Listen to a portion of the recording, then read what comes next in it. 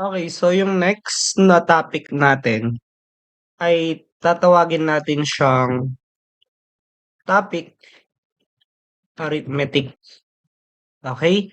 So, ang arithmetic operator, ito yung addition, subtraction, multiplication, division, at saka yung pagkuha sa remainder na tinatawag natin na modulo. So, yan yung basic arithmetic natin.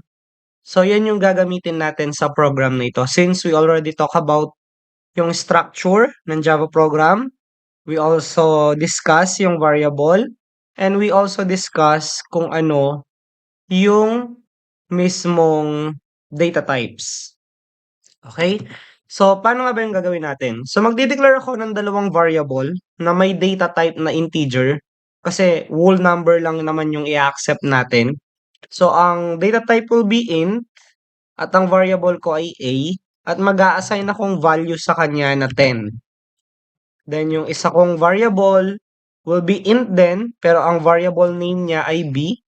And then, equal ko siya or i-assign ko sa kanya yung value na 3. After that, magsisystem.out.println ako. Then, sa instruction ko, lalagay ko addition. Okay? So, after that, magpa-plus ako or yung concatenation, pagdidikitin ko sila. Tapos, maglalagay ako ulit ng opening and closing parenthesis. At dyan, sa loob niya, ilalagay ko yung variable a at ipa-plus ko siya kay variable b. So, ano yung magiging output natin ngayon? So, remember na yung value ni a ay 10. Kapag pinlas mo siya kay b at ang value niya ay 3, ang magiging total natin ngayon is 13. So, kapag pinrint natin ito, ang magiging output natin ay 13. Okay, so ira-run natin yung program. Mapapansin nyo, addition, 13.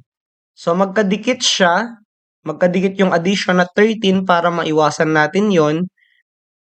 Itong part na to guys, after ng n natin, lagyan nyo siya ng space.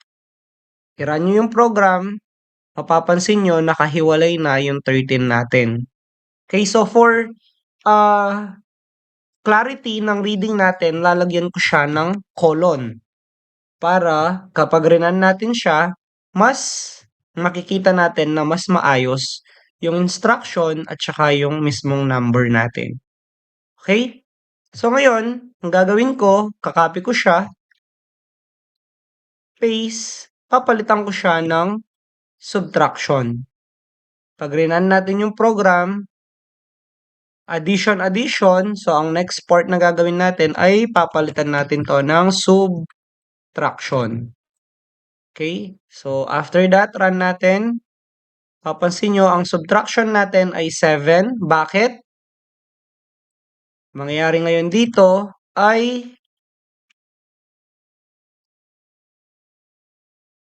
10 minus 3 na siya.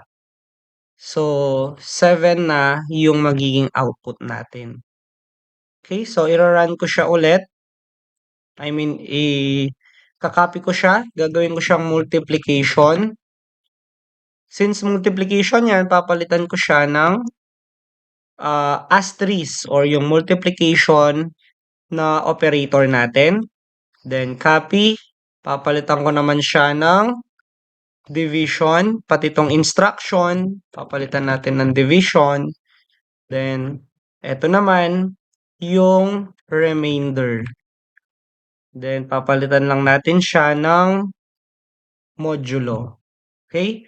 So, ira-run natin siya ngayon. Pansin nyo, 13 to 33 and yung remainder natin will be 1.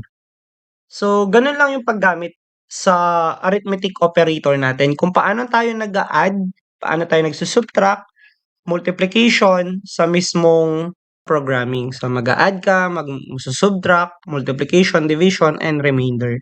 Mas madali nga lang dito kasi you let the computer compute na yung mismong program natin. I mean yung computation.